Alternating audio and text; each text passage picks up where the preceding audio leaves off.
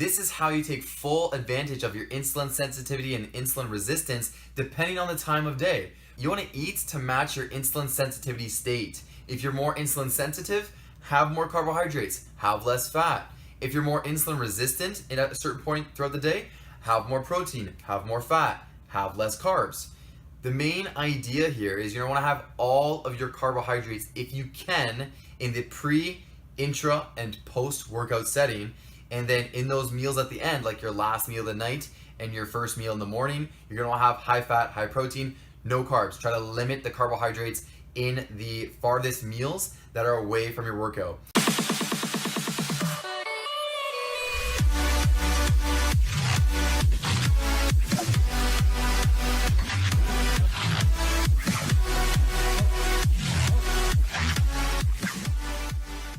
In this video, we're going to discuss how to take full advantage of insulin increases to gain more muscle and lose more body fat. I'm Anthony Pietrobono, online coach, personal trainer, and university student. And I've had a few clients actually been asking me lately to go in more detail on the insulin responses, like how insulin works, what to do when their insulin's spiked, how to improve insulin sensitivity, pretty much all the above when it comes to insulin. They just want to know more about insulin. That's what we're going to do here today. So we're going to jump right into the topic at hand. Just so we're on the same page, insulin is a hormone made and secreted by the pancreas that allows our body to store nutrients, mainly glucose. So, as an example, real quick, if we have too much glucose in our bloodstream, more insulin will get secreted by the pancreas to store that glucose into our muscle glycogen and cells to be used later for fuel. So insulin is also known as the anabolic hormone because it can also store proteins in our muscle cells and all throughout our body. So it's basically a hormone that allows us to store nutrients. When we're insulin resistant, that means our pancreas isn't excreting enough insulin to compensate for the amount of carbohydrates that have been consumed or the amount of glucose that's floating around in our bloodstream, which can cause us to be hyperglycemic, which is when there's too much blood glucose floating around in the bloodstream. It's not being pulled in by the insulin. This is typically not a good thing. When we're insulin sensitive, it means that we eat a small amount of carbohydrates and plenty of insulin is secreted and it gets absorbed right away. The issue here with some people is that you can actually be hypoglycemic, which is when your blood sugar is too low, you can feel faint, and you need more carbohydrates to actually sustain your glycemic levels, and that way your blood glucose levels are actually at a healthy range. Being insulin sensitive is great to improve our body composition, but again, it can be unhealthy because you're going to need to supply yourself with a constant array of carbohydrates and glucose so that way you don't go hypoglycemic, faint, feel awful. There's so many things that could go wrong if you're hypoglycemic, obviously, right? Now, for those of us who are looking to improve our body composition, whether we're bodybuilders, bikini athletes, just regular gym trainees, if you're trying to improve your body composition, you're going to want to take full advantage of the post-workout setting when our insulin sensitivity is at an all-time high for that day, right? Whenever we're training, we're using up substrate. We're using up stored glycogen that has been stored previously when we ate carbohydrates and insulin stored it into our muscle cells as glycogen. We're using up that substrate. Whenever we're burning that up, it's signaling to our body that we're low on stores, we're low on energy stores. So what happens? Our body tells our pancreas to release more insulin, easier and more readily available insulin in that post-workout setting because it's kind of in that like starvation mode, like I need more stored energy to prepare for the next bout. That's when we're going to want to have the most carbohydrates of the day. In that post-workout setting, this should be your greatest carbohydrate meal. It should be lower on the fats because we want it quickly activating, we want it absorbed, digested as quick as possible so that it goes right into muscle glycogen when insulin sensitivity is at an all-time high. As the day goes on and as hours pass after this workout, this post-workout setting, your insulin sensitivity is going to be slowly coming down and adjusting. So if we consume a lot of fats in that post-workout meal, fats slow digestion and cause the food to stay into the stomach longer, slowing the absorption rate.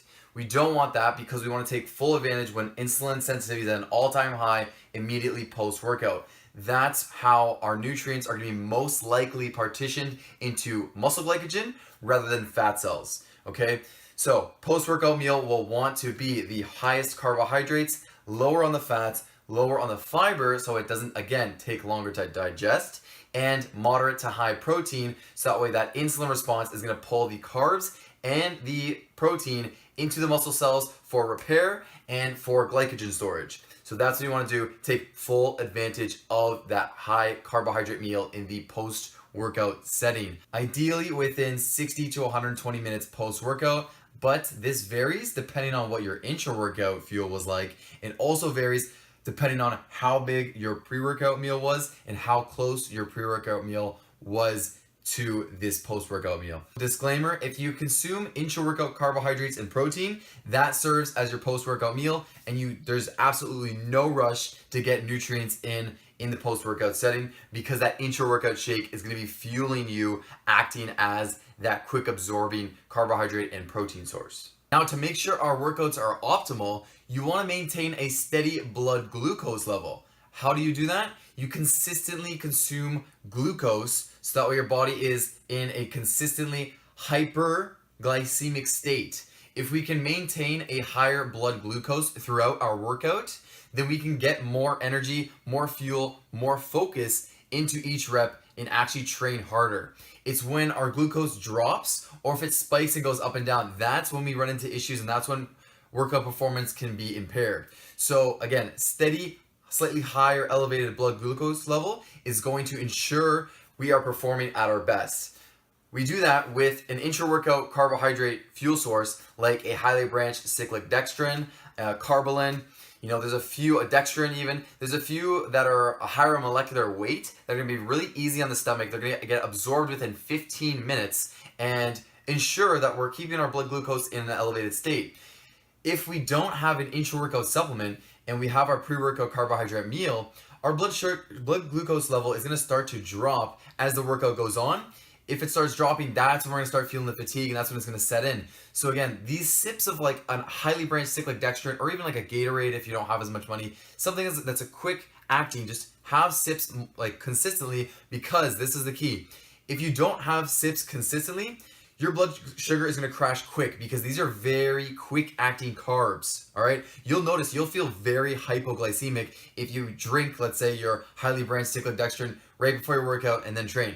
No, because you're going to have great performance for about 30 minutes. You're going to use that up. It's going to crash quick, and you're going to feel absolutely awful because it's going to crash lower than it would have if you had a slower, complex carb just before your workout. So you're going to want to ensure that you're consistently fueling yourself like an IV drip. You got to think of it like an IV drip. You're just a little bit every once in a while, right? So you have these sips throughout your workout to ensure your blood glucose levels are slightly elevated and constant.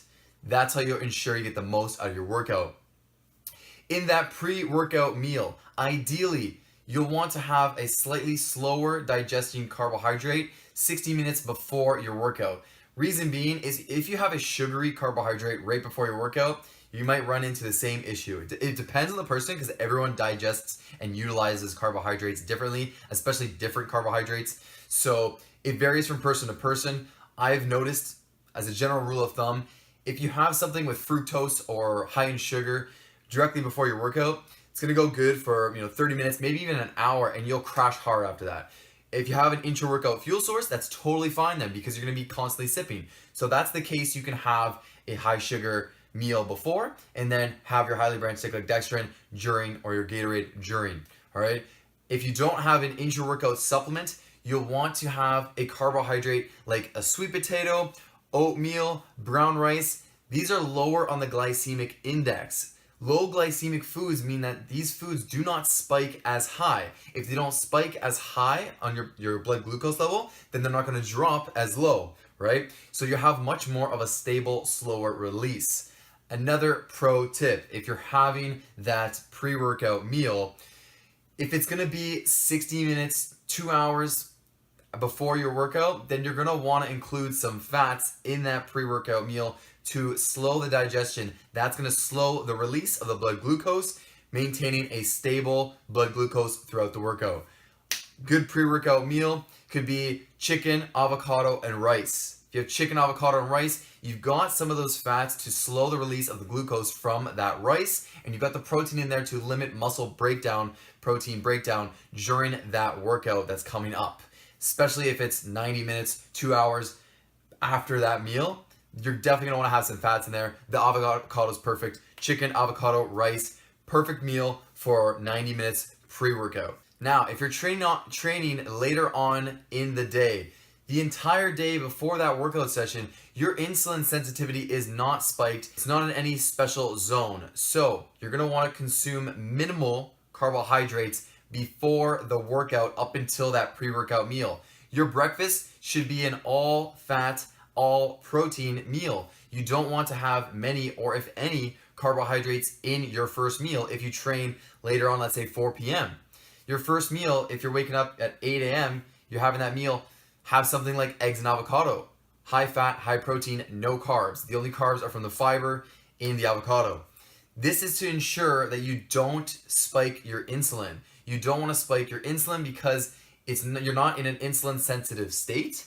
If you spike your insulin when you're not in an insulin sensitive state, then there is a greater chance for those carbohydrates and glucose to be stored into fat cells rather than muscle glycogen, okay? That is the reasoning behind having a high fat, high protein meal for breakfast if you train later on in the day. Not to mention, if you have this high fat, high protein meal earlier on in the day, you're training your body to become more metabolically flexible. Metabolic flexibility means you're able to switch fuel sources easier and function on multiple fuel sources. So this means that you can consume fats. Your body will use those fats as energy and as fuel rather than storing them because you trained your body to run on these fats because in that morning you didn't give it any carbohydrates. Our body loves carbohydrates. Our body loves running on glucose. What happens when you don't give it any glucose? It adapts. It needs to use a different fuel source. So where does it go? It turns to the fats that you consumed in the morning. It's going to oxidize those fats, even stored fats if it needs more before the next meal, and burn up your fat, whatever fat you have on your body. After running through that fat you consumed in the meal, it's going to start using that for fuel. This is great. This is going to help our body use fat for fuel easier and become more metabolically flexible, switching from fuel source to fuel source when need be. The body is so adaptable, guys. Whatever you do for it, it's going to adapt to it. It's going to adapt to anything you do.